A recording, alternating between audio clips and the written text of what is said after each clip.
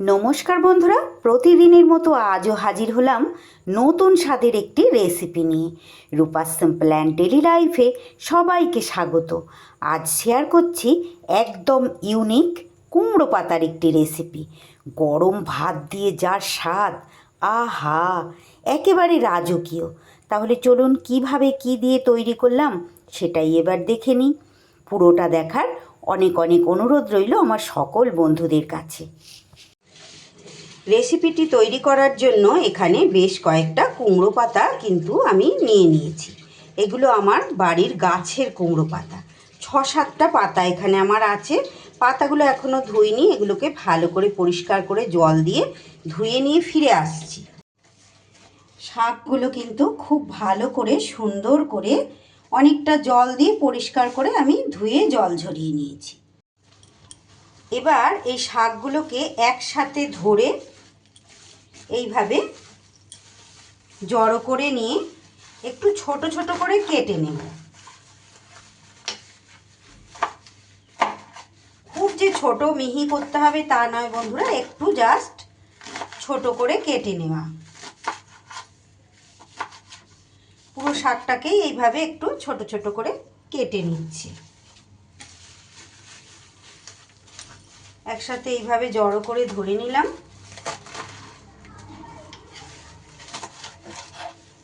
নিয়ে এইভাবে বড় বড় করে টুকরো করে নিলাম।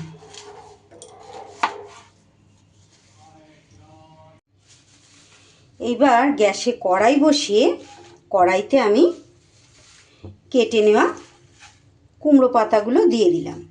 সম্পূর্ণ কুমড়ো পাতাটাই দিয়ে দেব এর মধ্যে। আর দিয়ে দিচ্ছি খুব সামান্য পরিমাণ একটু নুন।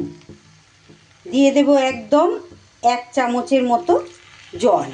জল একদমই বেশি দেওয়ার দরকার নেই, কারণ যে কোনো শাক থেকে তো অনেকটাই জল বেরোবে, এটা আমরা জানি। দিয়ে দিলাম ছোট ছোট 4-5 কোয়া রসুন, আর তারই সাথে আমার স্বাদ অনুযায়ী 3টে কাঁচা লঙ্কা। আর দিয়ে দিচ্ছি একটু বড় টুকরো করে কেটে রাখা একটা মাঝারি সাইজের পেঁয়াজ। এইবার গ্যাসটা কমিয়ে রেখেছি বন্ধুরা, এইভাবে কমিয়েই রাখতে হবে। কমিয়ে রেখে এবার ঢাকা চাপা দিয়ে শাকটাকে ভাপিয়ে নেব। খুব বেশি সময় দরকার নেই, কুমড়ো শাক একটু খসখসে তো একটু সময় লাগবে। 3-4 মিনিট ভাপিয়ে নিলেই হবে।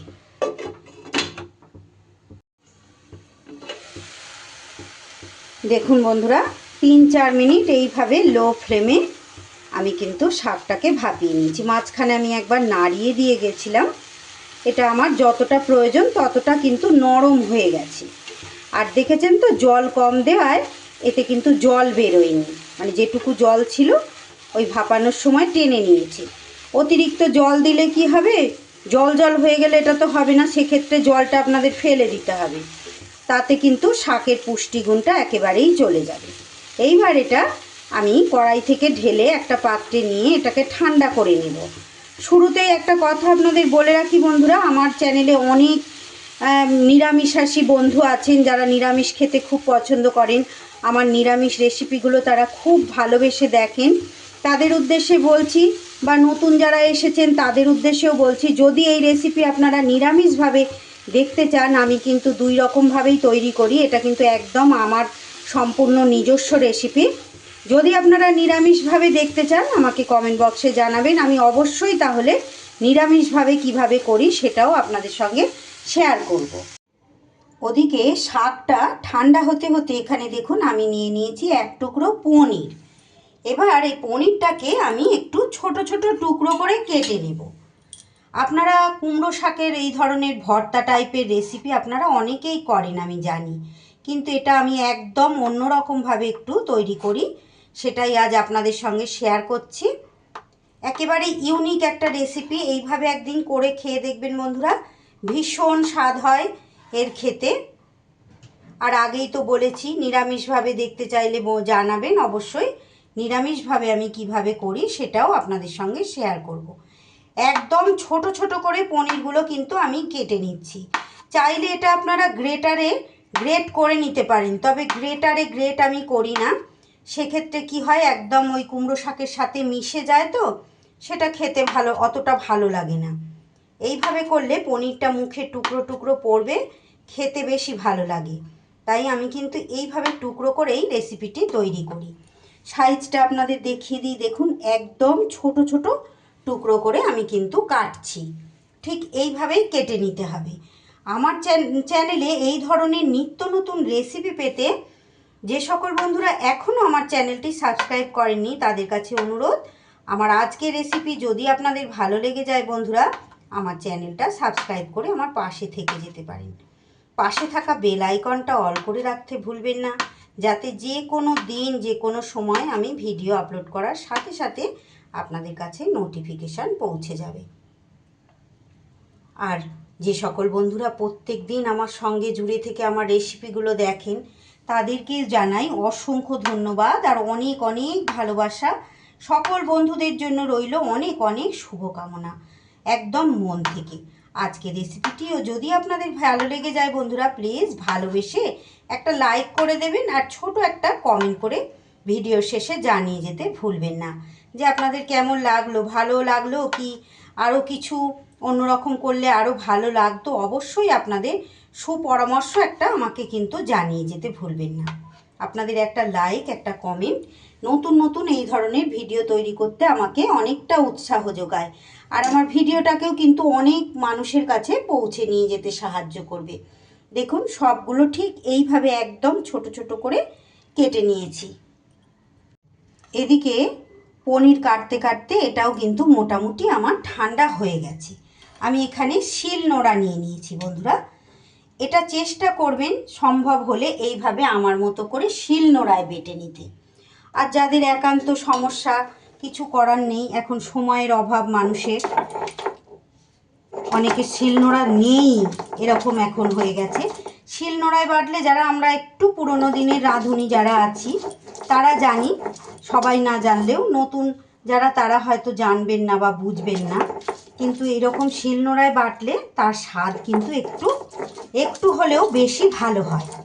তবে অসুবিধা থাকলে, সময় না থাকলে অবশ্যই আপনারা মিক্সিতে বেটে নিতে পারেন। এবার সম্পূর্ণ এটা আমি শিলনোড়ায় মিহি করে পেস্ট করে নিয়ে ফিরে আসছি।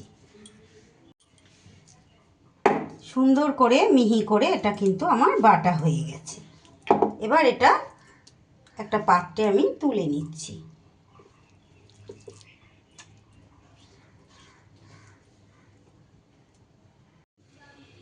এইবার আবারও আমি কড়াইটা পরিষ্কার করে গ্যাসে বসিয়ে দিয়েছি। দিয়ে এইবার একটু 2 চামচের মতো সর্ষের তেল এখানে আমি দিয়ে দিলাম। এই ধরনের যে কোনো ভর্তা রেসিপির মধ্যে সর্ষের তেলটাই আমাদের কিন্তু দিতে হয়, এটা আমরা কম বেশি সবাই জানি। তেল গরম হয়ে গেলে এইবার ওই পনিরের টুকরোগুলোকে দিয়ে দিলাম। এর ওপরে একদম নামমাত্র একটু নুন আমি দিয়ে দিলাম। একটু সামান্য পরিমাণ নুন না দিলে পনিরটা স্বাদ লাগবে না। পনিরটা কিন্তু একটু বেশ ভালো করে, একটু হালকা লাল, মানে ভালো করে মানে কি একটু বেশ লাল লাল করে আর কি, খুব মচমচে না, একটু লাল লাল করে কিন্তু ভেজে নিতে হবে। পনির কিন্তু বেশ সুন্দর মতো করে আমার ভাজা হয়ে গেছে। এইবার সম্পূর্ণ পনির আমি কিন্তু তুলে নেব। গ্রেট করে যদি দেন তাহলে সেক্ষেত্রে আর পনিরটা ভাজার দরকার হবে না। যেহেতু গ্রেট করে আমি দিই না, এইভাবে দিই, তাই পনির কিন্তু এইভাবে ভেজে নিতে হবে। আমার আজকের রেসিপিটি এখনও পর্যন্ত যে সকল বন্ধুরা ভালোবেসে আমার সঙ্গে রয়েছেন, দেখছেন, যদি রেসিপিটি ভালো লাগে প্লিজ বন্ধুরা ভিডিও শেষে একটা লাইক আর ছোট্ট একটা কমেন্ট করে যেতে ভুলবেন না। সঙ্গে যারা রয়েছেন তাদেরকে জানাই অসংখ্য ধন্যবাদ এইভাবে ভালোবেসে আমার রেসিপি দেখার জন্য। এইবার এই তেলের মধ্যেই দিয়ে দিচ্ছি আমি 1/2 চা চামচ পরিমাণ কালো জিরে। একদিন এইভাবে তৈরি করে খেয়ে দেখবেন বন্ধুরা। কুমড়ো শাক হয়তো আপনারা অনেকেই এইভাবে ভর্তা তৈরি করে খেয়েছেন, অনেকের রেসিপি দেখেওছেন, কিন্তু আমি এইভাবে তৈরি করি, একবার আমার মতো করে খেয়ে দেখবেন।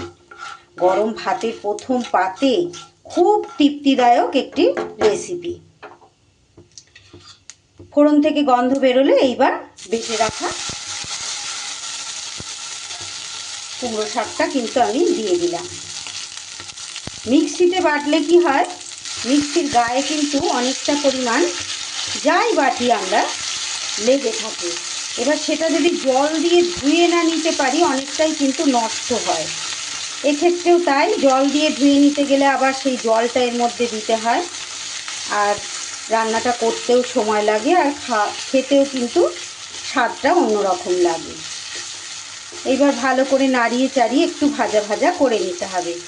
যে যতই হোক পেঁয়াজ রসুন ওগুলো কাঁচা অবস্থায় আমি সিদ্ধ করেছি, তার যে কাঁচা গন্ধটা, শাকেরও কাঁচা গন্ধটা যাতে পুরোপুরি চলে যায়, তাই একটু লো টু মিডিয়াম ফ্লেমে গ্যাসটাকে রেখে সুন্দর করে এটা একটু ভাজা ভাজা করে নিতে হবে। 2-3 মিনিট এইভাবে সুন্দর করে ভেজে নিলাম। দেখুন বেশ অনেকটাই শুকনো শুকনো ভাব হয়ে গেছে। এইবার আমি এর মধ্যে ভেজে রাখা পনিরের টুকরোগুলো কিন্তু দিয়ে দিলাম। আর তারই সাথে বন্ধুরা, যেহেতু ভর্তা রেসিপি আবার শাক, সামান্য পরিমাণ একদম 2-4টে দানা চিনি, স্বাদ ব্যালেন্সের জন্য এইটুকু চিনি কিন্তু এখানে অ্যাড করতে হবে। একান্ত যারা পছন্দ করেন না তারা এটা স্কিপ করে দেবেন, তবে দেওয়ার চেষ্টা করবেন। এই চিনিটা দিলে কিন্তু খেতে খুব ভালো লাগবে। আর শুরুতেই বন্ধুরা একদম নামমাত্র আমি নুন ব্যবহার করেছিলাম, দেখেছেন তো। যেহেতু শাকের রেসিপি, শাক কমে একদম অল্প হয়ে যাবে, এইটা কিন্তু একদম মাথায় রাখতে হবে। খুব নামমাত্র মানে নুনটা দিতে হবে। আর যে কোনো শাকের রেসিপির মধ্যে নুন কিন্তু বেশি হয়ে গেলে একদম খেতে ভালো লাগে না। আমার রেসিপি কিন্তু একদম রেডি হয়ে গেছে, আর কিছুই দেওয়ার নেই। দেখুন কতটা সুন্দর দেখতে হয়েছে। এই পনিরের টুকরোগুলো যখন খাবার সময় মুখে পড়বে ভীষণ ভালো লাগবে খেতে। আমার আজকের এই ইউনিক কুমড়ো পাতার ভর্তার রেসিপি আপনাদের কেমন লাগলো বন্ধুরা? ভালো যদি লাগে একটা লাইক কমেন্ট শেয়ার ও সাবস্ক্রাইব করতে কিন্তু ভুলবেন না। আর ফেসবুক পেজ থেকে কেউ দেখে থাকলে আমার রেসিপিটি যদি আপনাদের ভালো লাগে, আমার পেজটা ফলো করে আমার পাশে থাকার অনুরোধ রইল। একটা প্লেটের মধ্যে তুলে নিয়ে আমি চলে এলাম। এইবার যেটা করব বন্ধুরা, আর একটা প্লেট আমি এখানে নিয়ে নিলাম। এইভাবেই তুলে তুলে আপনারা কিন্তু পরিবেশন করে দিতে পারেন, তবে এটাকে আরও একটু সুবিধা, মানে আমার নিজের সুবিধার্থে, পরিবেশন করার সুবিধার্থে এইভাবে আমি একটা একটা করে গোল পাকিয়ে নেব। এইভাবে গোল গোল করে এইভাবে দিতে কিন্তু সুবিধা হবে, তাই এইভাবে একটা করে গোল করে নিচ্ছি। আর একটা কথা এখানে না বললেই নয় বন্ধুরা, যেদিন এই রেসিপিটি আপনারা বানাবেন অবশ্যই কিন্তু একটু ভাত বেশি করে রান্না করবেন, কারণ প্রত্যেকে কিন্তু এক মুঠো করে ভাত বেশি খাবে এই রেসিপিটি দিয়ে। তাই অবশ্যই এক মুঠো ভাত বেশি রান্না করবেন সকলের জন্য। এইভাবে সবকটা নিয়ে এবার এগুলোর ওপরে ওপরে এক টুকরো করে আমি এই যে চেরা কাঁচা লঙ্কা কিন্তু দিয়ে দেব এইভাবে। আর দিয়ে দেব ওপর থেকে এই রকম অল্প পরিমাণ একটু একটু করে সবকটার মধ্যে সর্ষের তেল। ব্যাস, এইবার গরম গরম ভাতের সাথে আমি পরিবেশন করে দেব। আজকের মতো তাহলে বিদায় নিচ্ছি বন্ধুরা, আবার দেখা হচ্ছে নতুন কোনো রেসিপির সাথে। ততক্ষণ আপনারা সবাই খুব ভালো থাকুন, সুস্থ থাকুন। ধন্যবাদ।